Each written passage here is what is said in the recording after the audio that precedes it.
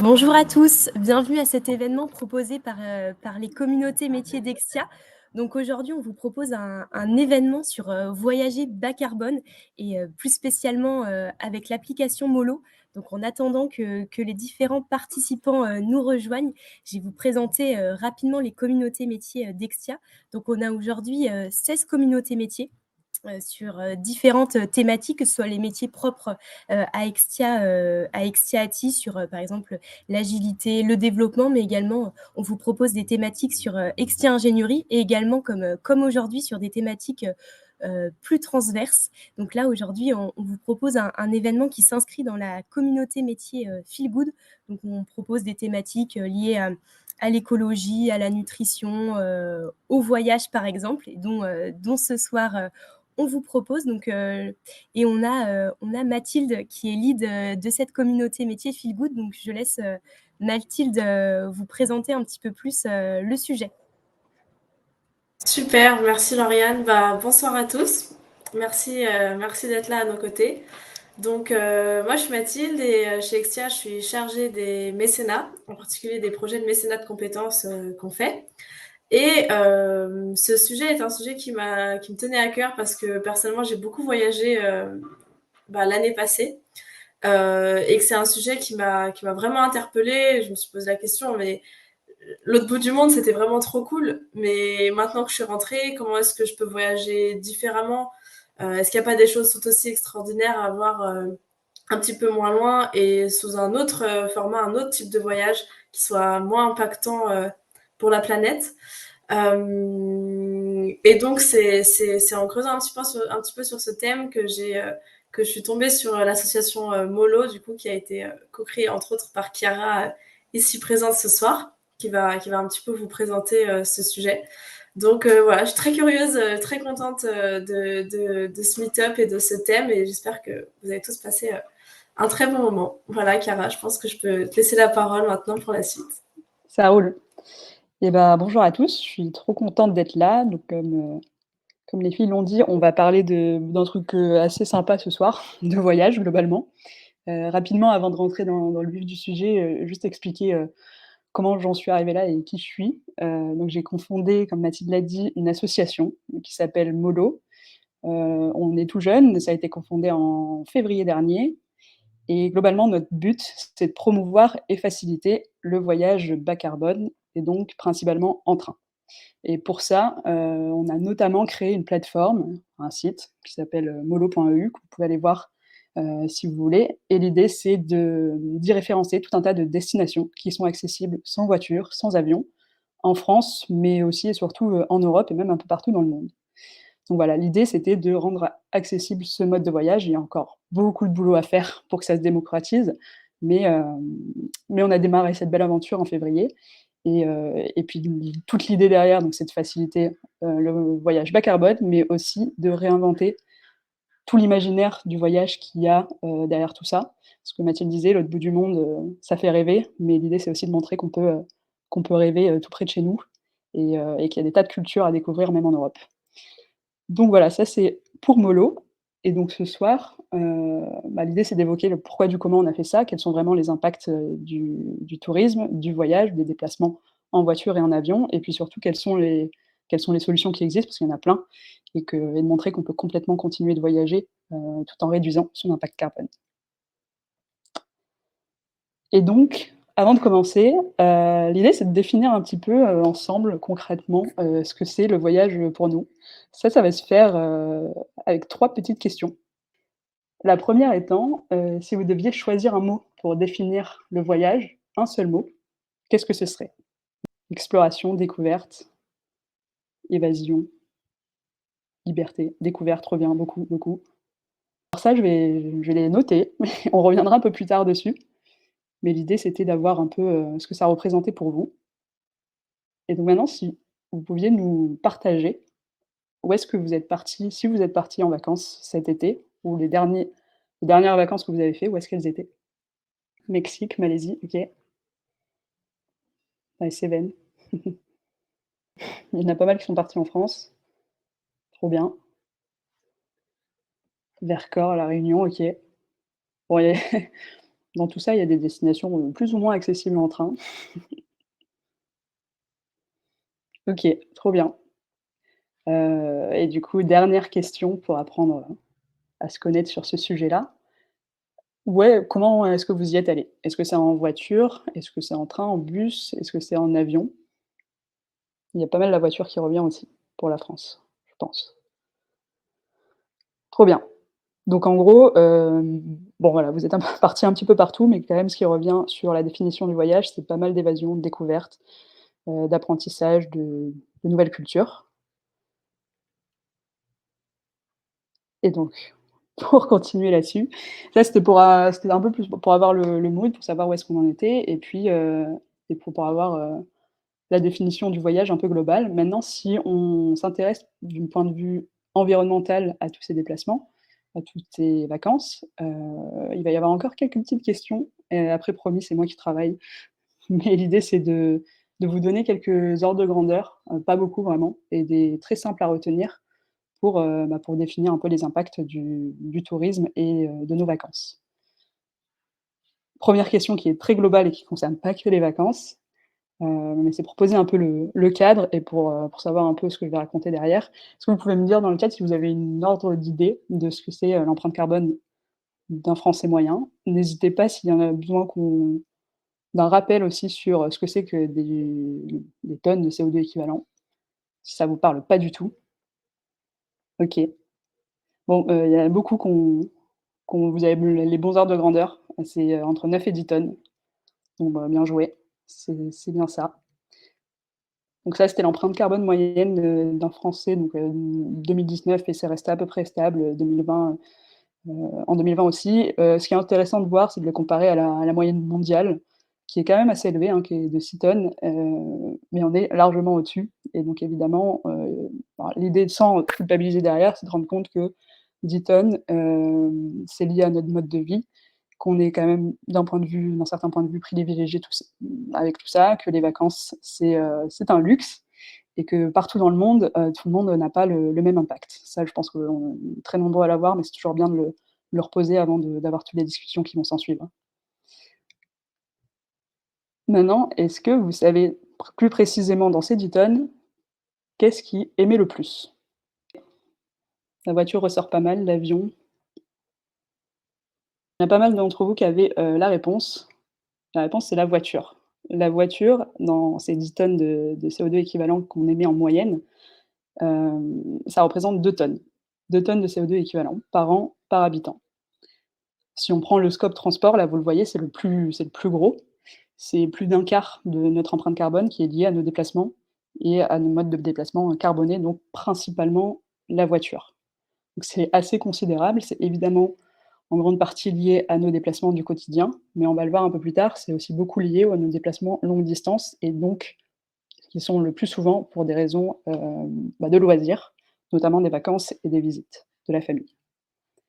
Donc voilà, c'est énorme 2 tonnes, c'est aussi intéressant à retenir parce que, c'est un ordre de grandeur qu'il faut avoir en tête. C'est pareil, je pense que pas mal d'entre vous, si vous aviez les 10 tonnes pour l'empreinte moyenne d'un Français, vous avez probablement, cet ordre de grandeur de 2 tonnes de CO2 équivalent puisque c'est l'empreinte carbone individuelle qu'on devrait avoir tous d'ici 2050 si on souhaite réduire, le réchauffement climatique à 1,5 degré, donc comme les accords de Paris, nous le préconisent, enfin, comme on s'y est engagé.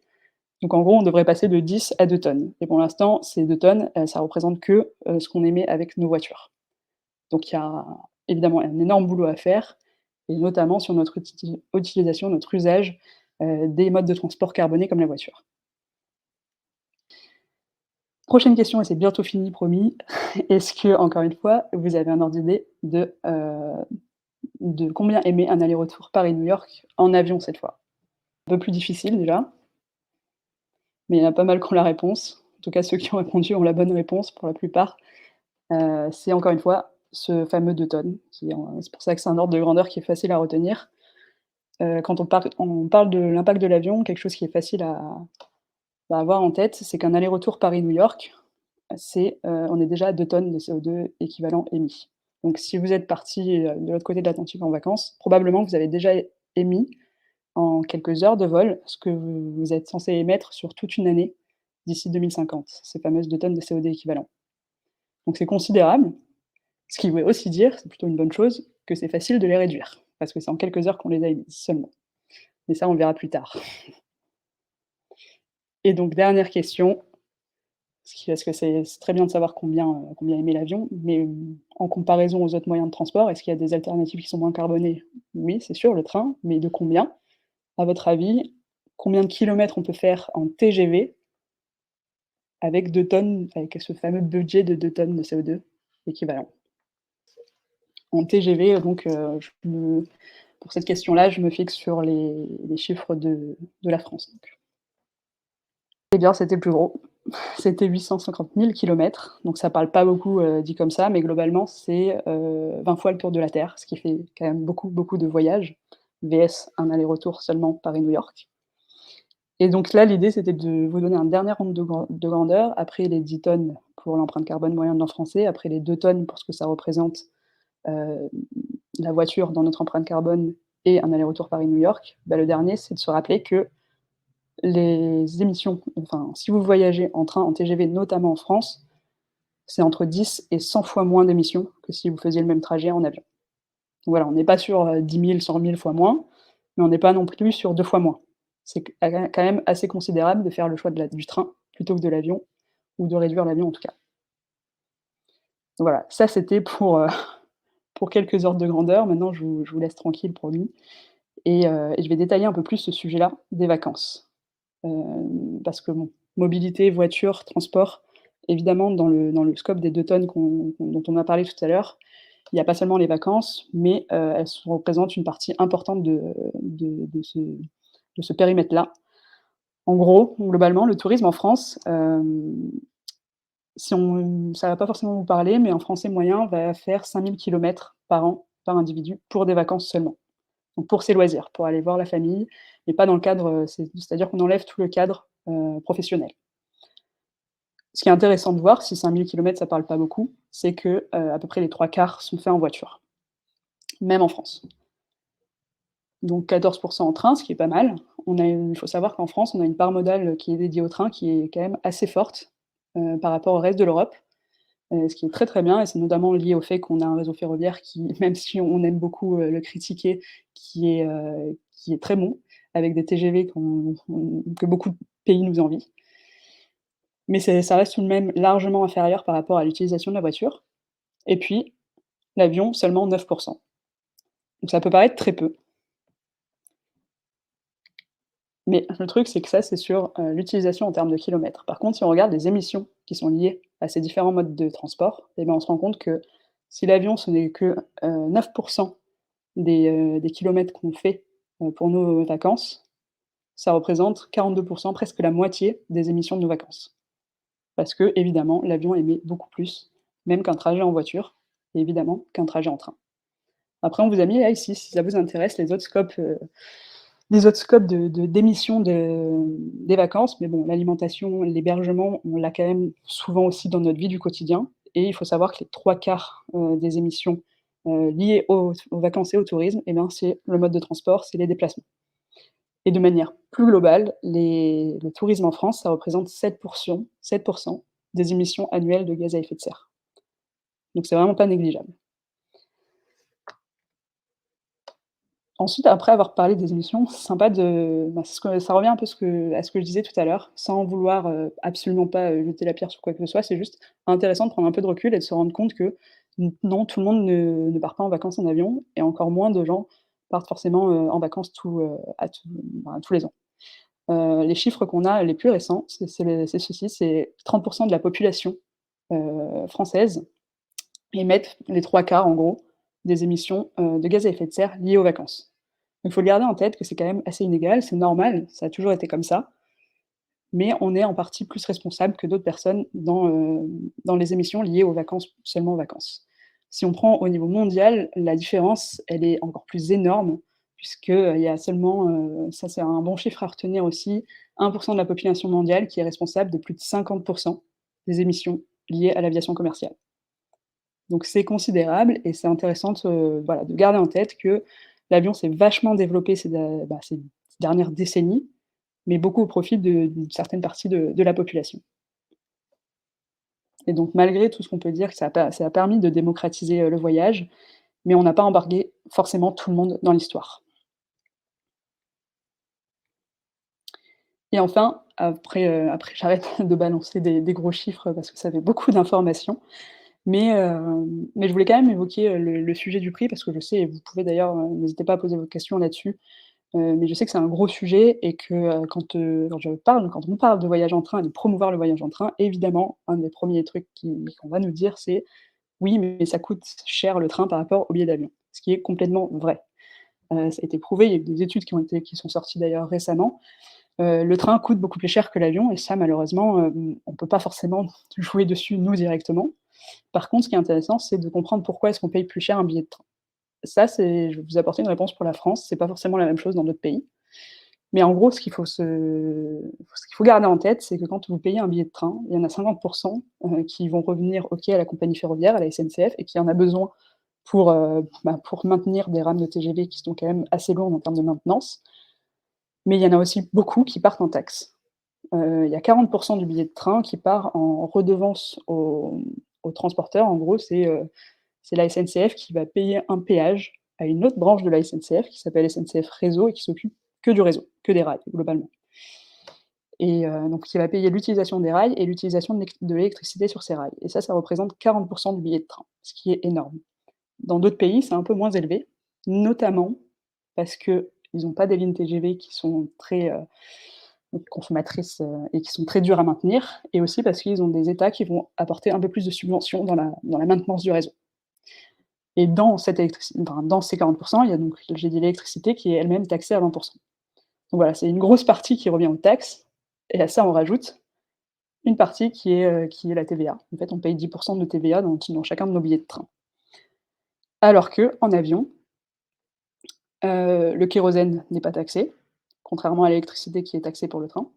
Donc c'est-à-dire qu'un litre de kérosène, c'est 80 centimes, c'est 80 centimes d'euros, ce qui est quand même, si vous avez les ordres de grandeur de ce que vous payez pour votre voiture, c'est largement avantageux pour le secteur aérien. Et ils n'ont pas de TVA sur les vols internationaux. C'est-à-dire que, par exemple, si vous voulez faire un Paris-Barcelone, vous allez payer la TVA sur un billet de train, vous n'allez pas la payer sur un billet d'avion. Donc voilà, là c'était juste pour, ça répond évidemment pas à toutes les évolutions qu'il doit y avoir pour faire diminuer le prix du train. Évidemment, taxer un peu plus le secteur aérien, un peu moins le secteur ferroviaire serait une solution. C'est sûr que la SNCF doit faire aussi des progrès là-dessus, c'est sûr que l'État doit y jouer aussi, mais c'est intéressant de voir qu'il y a quand même la concurrence, évidemment, est déloyale sur ce sujet-là. Bon, maintenant que j'ai balancé des gros chiffres un peu déprimé tout le monde, l'idée c'est de voir ensemble comment est-ce qu'on peut faire pour, continuer de rêver, continuer de profiter quand même, de voyager tout en réduisant, cette fameuse empreinte carbone, qui est pour l'instant dédiée au tourisme et à nos vacances. Je vais aborder voilà, des solutions très simples, très basiques, mais qui pourtant font une très grosse différence et donc c'est pour ça que je les martèle un peu au quotidien et permettent à la fois profiter de son voyage et à la fois, pas culpabiliser parce qu'on a réussi à émettre, un peu moins, cette fois-ci. La première étant assez évidente, voyager moins loin. Ce qui veut dire voyager moins loin, ça veut pas dire arrêter de voyager et ça veut pas dire, arrêter de voir des choses incroyables. Il faut se rendre compte qu'on est dans un pays et sur un continent qui regorge de paysages assez incroyables. Toutes les photos que vous voyez derrière, c'est en France ou en Europe. Donc on n'est pas forcément obligé de partir à l'autre bout du monde pour observer, des merveilles comme celles que vous voyez là.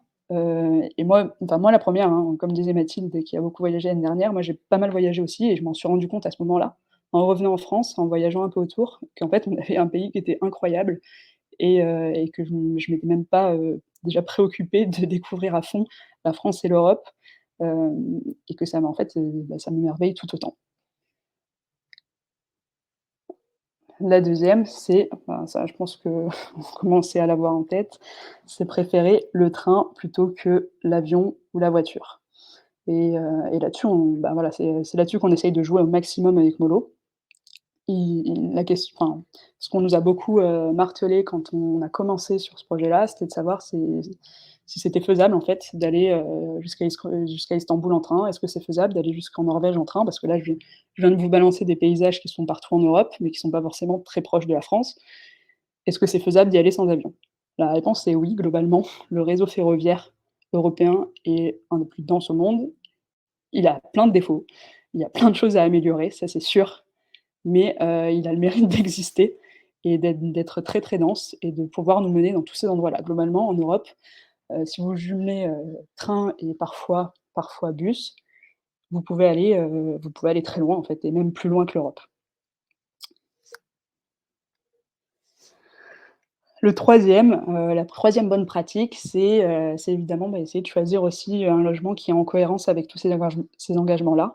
Parce que voilà, c'est bien beau d'essayer d'y aller en train et de voyager un peu moins loin, mais c'est aussi important de considérer la part du logement, dans tout ça et hem et voilà, de se rappeler que ça aussi, ça a un impact, il y a beaucoup d'hébergeurs qui font beaucoup d'efforts là-dessus, sur l'utilisation de l'eau notamment, sur leur approvisionnement en électricité et c'est non négligeable et donc il faut le garder en tête, même si, on l'a vu, les transports, c'est les 3/4 des émissions, le logement, arrive plus derrière. Donc pour ça, je vais vous donner des sites juste après, mais à garder en tête. Et enfin la dernière, donc voilà, on reste sur des bases, hein, mais qui font une énorme différence encore une fois. Préférer des activités sur place qui sont durables parce que voilà, encore une fois, si on va, jusqu'en Grèce sans avion, mais qu'une fois sur place, on loue des bateaux à moteur et qu'on fait du quad, bon la cohérence y est un peu moins. Bon, ça on a de la chance, il y a plein d'activités, qui sont, totalement en cohérence avec les enjeux environnementaux, un peu partout, que ce soit du vélo, que ce soit de la randonnée, ce soit de la plongée, hem et pour ça, il y a aussi plein de sites qui vous permettent de les trouver facilement. Donc globalement, si on résume, c'est assez simple, on peut continuer de voyager, il faut juste, peut-être voyager un petit peu moins loin. Préférer plutôt le train à l'avion ou la voiture. Ça, c'est le scope sur lequel on joue avec Molo et donc sur le transport et sur les idées de destination et ensuite, toujours garder en tête qu'il faut aussi essayer de choisir un peu mieux son hébergement. Donc ça, il y a des sites comme Gringo et WeGo Greener qui vous permettent, surtout en France pour l'instant, de trouver des hébergements qui checkent toute une liste d'engagements environnementaux et ce qui n'est pas forcément simple, hein, quand on gère beaucoup de logements et d'hébergements. Et ensuite préférer des activités bas carbone et ça pareil, il y a plein de sites, qui vous aident pour trouver des vélos. Il y a un site incroyable qui s'appelle, Loki, qui vous permet de trouver des loueurs de vélos un peu partout en France, qui essayent de réfé ils font un travail au quotidien, là, ils ont référencient pardon, de plus en plus chaque jour, des loueurs de vélos tous disponibles sur une même plateforme, peu importe où vous allez en France. Il y a des sites comme Chilloway, enfin des agences, on va dire, de voyage comme Chilloway et Decathlon Travel qui proposent, des activités en pleine nature, que ce soit pour les débutants, pour les plus confirmés.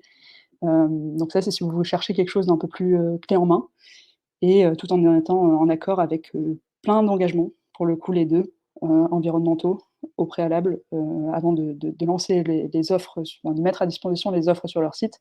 Ils checkent vraiment énormément de choses, d'un point de vue environnemental. Donc tout ça, moi évidemment, c'est mon sujet, c'est notre sujet avec Molo. Je voulais faire un focus sur le train parce que, encore une fois, c'est le pôle le plus émetteur dans un voyage, dans l'empreinte carbone liée au tourisme et aux vacances et donc c'est celui qui permet d'avoir l'action la plus immédiate sur l'empreinte de vos voyages. C'est comme ça que je le vois. Quand je vois quelque chose de très émetteur, je le vois pas forcément comme quelque chose de négatif, je le vois plutôt comme quelque chose qui va me permettre de réduire moi mon empreinte hyper facilement, parce que c'est un truc sur lequel je dois jouer.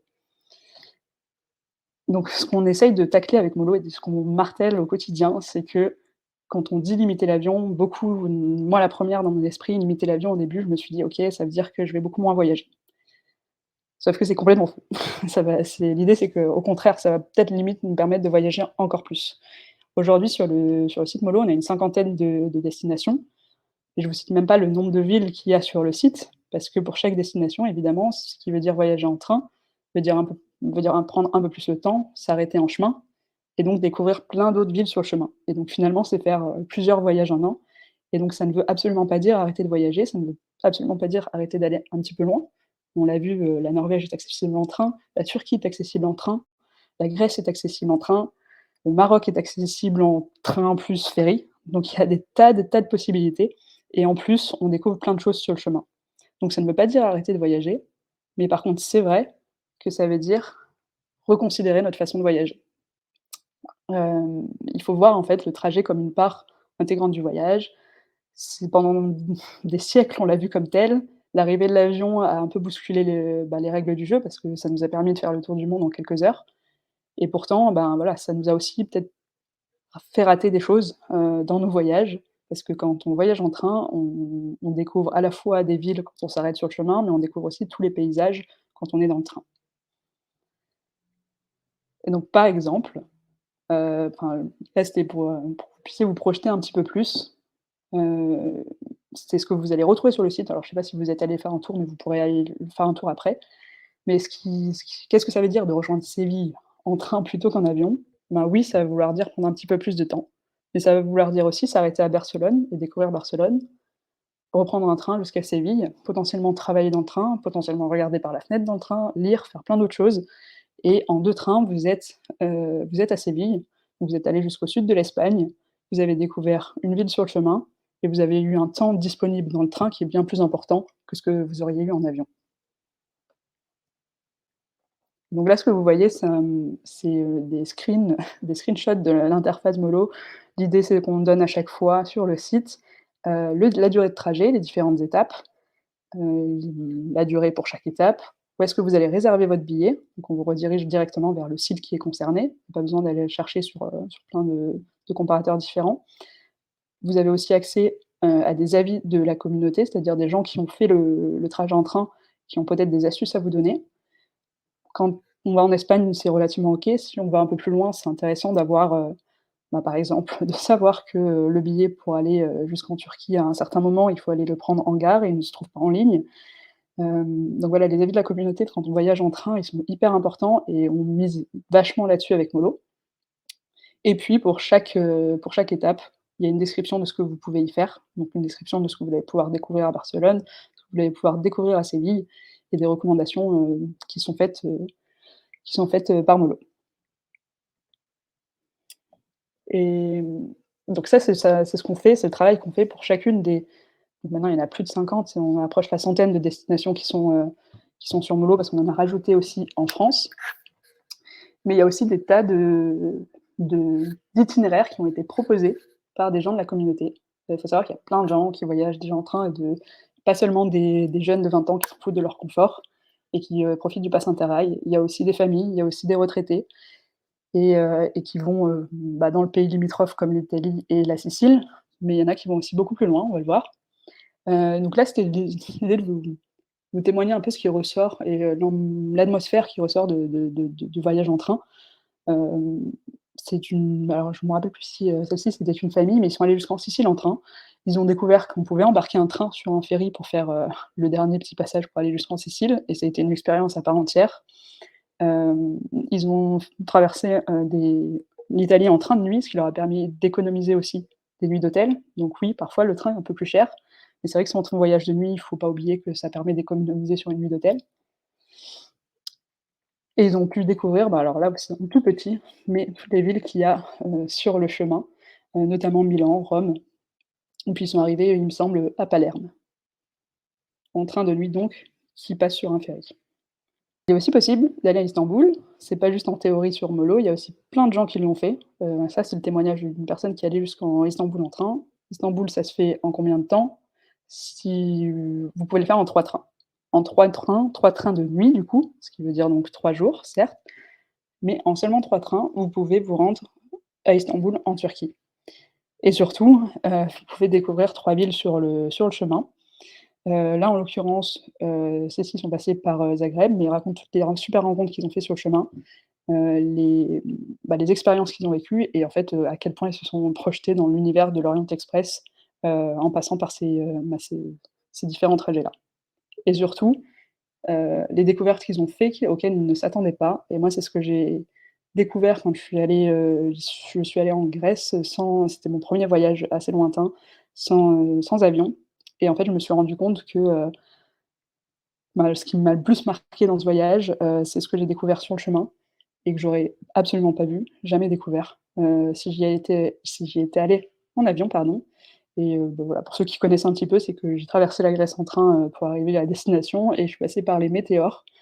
C'était pas absolument pas prévu, on est passé par là et c'est tout simplement pour ça qu'on s'est arrêté et pourtant c'était le meilleur souvenir que j'ai en Grèce et c'est souvent ça qui ressort dans les témoignages, c'est pour ça que je vous en parle. D'ailleurs, voilà, je balance plein de de témoignages qu'on nous a, référencés sur le site, mais s'il y en a parmi vous qui en ont fait, qui sont allés un peu loin ou même pas forcément très loin en train, hein, mais qui se reconnaissent dans ce genre de témoignages, n'hésitez pas à le dire dans le chat aussi. Et voilà, et ça, c'était un dernier pour témoigner du fait que, on peut aussi voyager en famille, en train. Il y a pas mal de témoignages qui nous sont revenus, et qui sont toujours positifs. Globalement, c'est que, bah, les enfants, ils sont assez émerveillés par ce mode de transport, encore plus quand c'est des trains de nuit, pour eux, c'est toute une attraction à part entière. Ça permet d'être complètement, bah, connectés, enfin de pouvoir discuter pendant tout le trajet en train. En l'occurrence, eux, ils choisissaient même leur itinéraire dans le train. Ils sont allés jusqu'aux Baléares comme ça et donc voilà, globalement, il y a que des retours positifs là-dessus, parce que souvent on nous partage l'inquiétude de voyager comme ça avec une famille. Après c'est vrai qu'il y a la question du prix qui rentre en jeu, mais il faut savoir aussi qu'il y a pas mal d'avantages pour les familles qu'il faut connaître et ça, c'est tout notre travail chez Mollo, c'est de faire connaître tous les avantages qui existent, financiers je veux dire, toutes les promotions qui existent pour les familles et pour des tas de catégories sociales, sur le système ferroviaire et donc il y a notamment les passes Interrail qui permettent, de faire voyager 2 enfants gratuitement par adulte. Donc globalement, ça c'était, l'idée c'était de revenir un petit peu, à ce que vous avez, décrit tout à l'heure. Quand on vous a demandé un mot pour définir le voyage, il y a beaucoup de découvertes qui est venu, il y a beaucoup évasion, il y a beaucoup de paysages, enfin il y a tout ça qui est ressorti. Et donc il y a pas eu forcément, Bali, il n'y a pas eu, avion. L'idée, c'est de dire que l'évasion, la découverte, c'est une conception, c'est un référentiel, en fait et on peut l'avoir, tout près de chez soi. Il suffit de le considérer comme tel et la découverte, elle peut être dans le train, elle peut être dans les paysages que vous allez voir sur le chemin, elle peut être dans les villes que vous allez découvrir, sur le passage. Donc voilà, la conception, enfin, un voyage itinérant en train rentre complètement dans ce que vous avez évoqué tout à l'heure et il suffit juste de reconsidérer un peu, certaines de nos habitudes et moi la première. Et dernière petite chose, dernière petite, petit point parce que je sais qu'on me le dit souvent, hein, quand je parle de ça et il y a évidemment des freins et il en restera toujours des freins, au voyage en train. Le premier étant que oui, ça prend du temps. Ça prend du temps, mais encore une fois, on découvre plein de choses sur le chemin. Si vous allez, bah, voilà, typiquement vous allez en Grèce comme j'ai fait, en sans avion. Moi, j'ai découvert toute l'Italie. Donc j'ai fait 2 voyages en 1 an finalement. Donc c'est du temps que, j'ai décidé de mettre sur ce moment-là et pas sur un voyage, ben, je sais pas 3 mois plus tard. Évidemment, ça nécessite de se réorganiser un petit peu.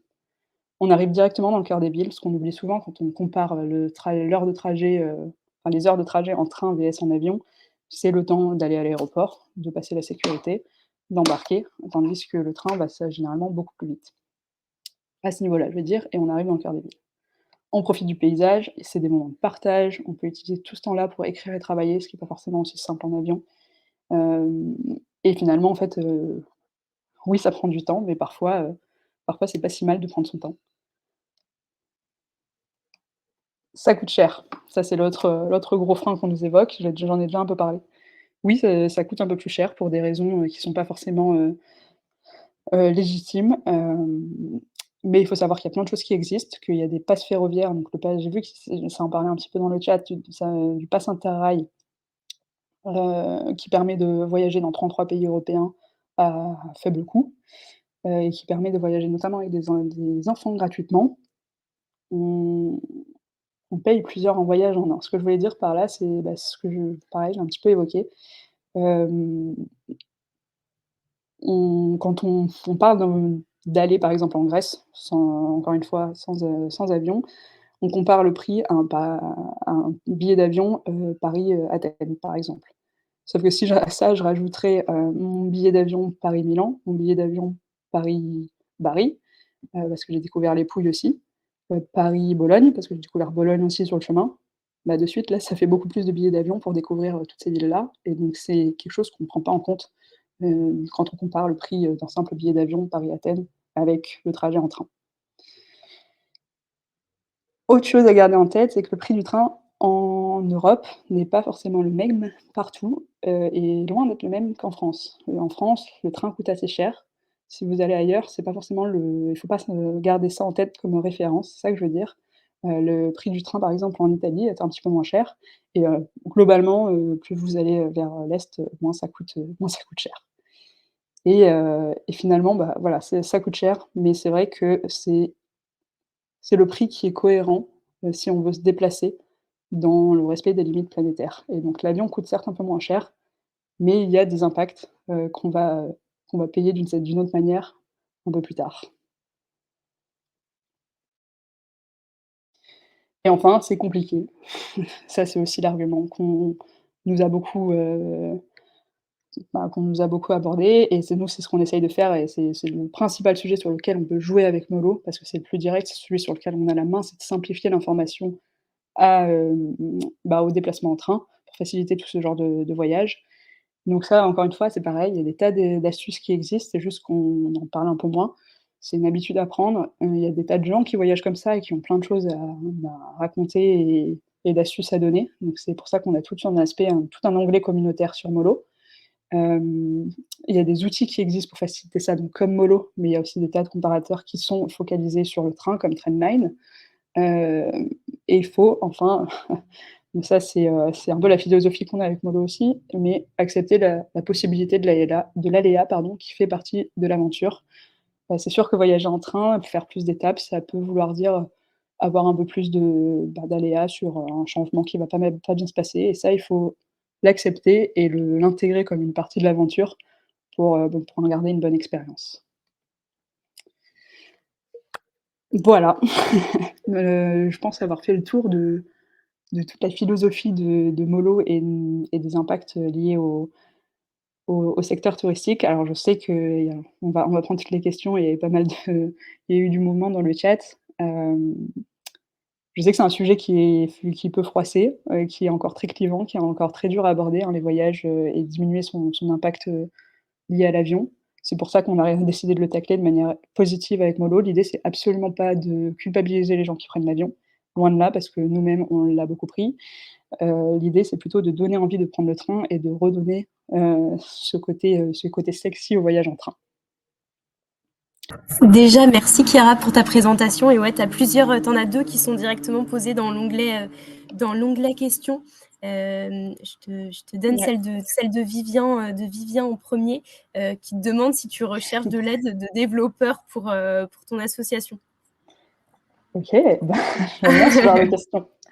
Alors, très bonne question, si tu veux tout savoir, Vivien, le site pour l'instant est développé en no code, donc sur Bubble, parce qu'on n'a pas de développeur dans l'équipe et on n'a pas encore les moyens d'engager un développeur, et on voulait garder surtout, la main sur le développement, du coup, assez rapide et pour tester en fait le produit. Parce qu'encore une fois, on l'a lancé en mars, donc on a besoin, je pense encore d'une petite phase de développement en no code pour pouvoir itérer sur pas mal de choses et être sûr de qu'on a le bon produit quoi, avant de lancer un développement un peu plus, poussé, on va dire, en dur et à ce moment-là, oui, on aura clairement besoin de développeurs parce qu'on est 3 dans l'association et pour l'instant aucun de nous n'a les compétences, pour faire ça et on ne les aura pas.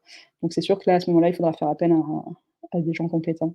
Mais pour l'instant, l'idée c'est qu'on continue encore un petit peu sur du no code pour pouvoir garder la main et itérer rapidement sur certaines fonctionnalités. On demande aussi s'il est possible de réserver directement un voyage, sur Molo, si en fait la plateforme elle permet directement de réserver. Alors pour chaque étape, on redirige vers le site sur lequel vous pouvez réserver vos billets, avec, quand on le peut, voilà, tout qui est pré-rempli. on n'est pas un comparateur comme Trendline, où tu rentres, Paris, Athènes et tu peux tout réserver d'un coup, tout simplement parce que ça existe déjà d'une part et que ces comparateurs-là ne peuvent pas. Vous pouvez faire le test dès maintenant, essayer de taper Paris-Athènes sur des comparateurs comme Trendline, ça ne marche pas parce qu'il y a pas, les connexions, les connexions API qui permettent de réserver avec tous les opérateurs ferroviaires, partout en Europe. Donc nous, le pari qu'on a fait, c'est voilà, d'indiquer le lien pour chaque étape. Quand c'est possible de réserver en ligne, on arrive sur un endroit où vous pouvez réserver en ligne. Quand c'est pas forcément possible, ou qu'en tout cas que l'opérateur en question n'est pas relié à des comparateurs, existants, en Europe et en France, et ben, au moins vous avez le lien avec toutes les infos. Heu, donc l'idée, c'est que oui, on peut réserver un voyage sur Molo, mais pas tout en un clic, malheureusement, même si on aimerait beaucoup. Et on a fait le choix de ne pas aller vers un modèle de comparateur parce qu'il y en a plein qui existent. Le problème ne venait pas forcément de là, sur le fait que le train était encore pas assez utilisé, parce qu'il y a plusieurs comparateurs, encore une fois, qui sont complètement dédiés au train ou au train plus bus, mais qui ne considèrent pas l'avion. Mais, mais l'idée, c'était nous, on est plus focus sur la partie inspirationnelle, montrer vraiment ce qui est faisable et ensuite comment, et quitte à rediriger après vers des comparateurs. Mais il y avait vraiment ce biais à l'entrée de, OK, mais où est-ce que je peux aller en train, quoi?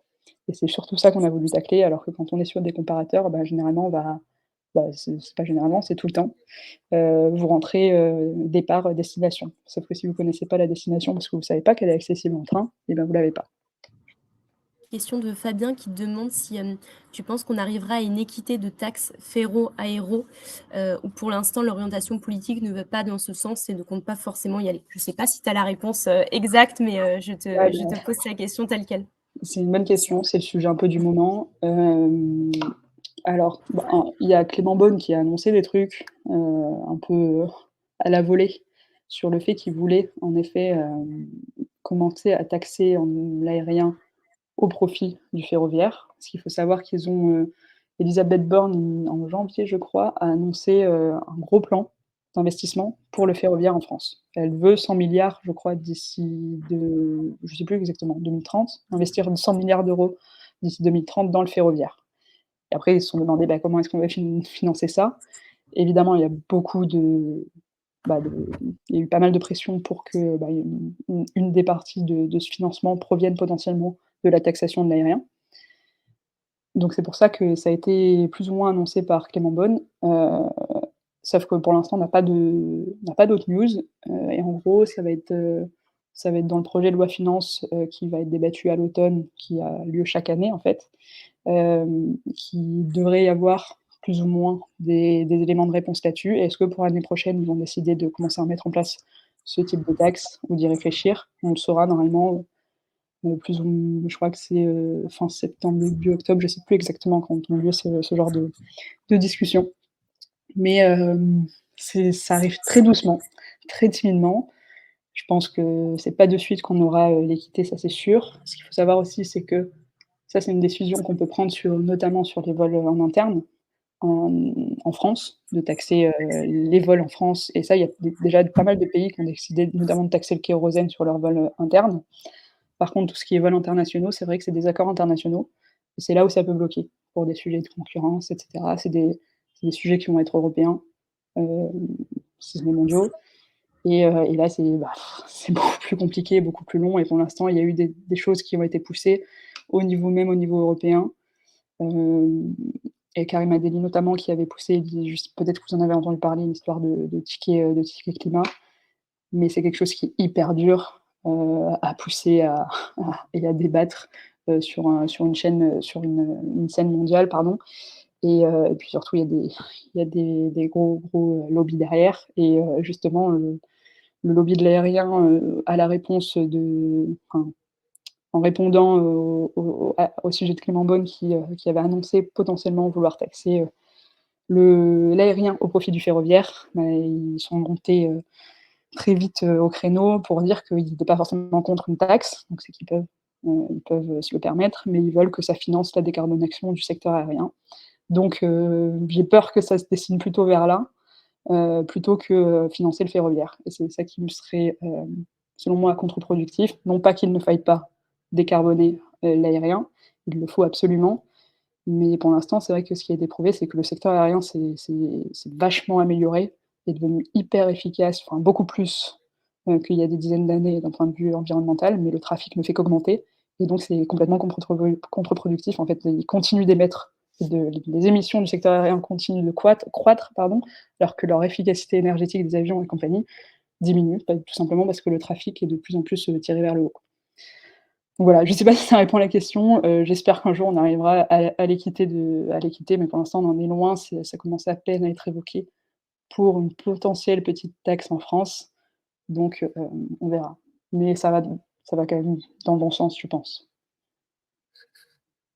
Eh bien, merci beaucoup Chiara pour ta présentation. Je pense que ça a donné, pas mal d'idées. C'était très inspirant, donc merci beaucoup et Ben, merci à merci à vous. tous d'avoir, aussi assisté, à l'événement, et d'être restés jusqu'au bout. Donc merci beaucoup.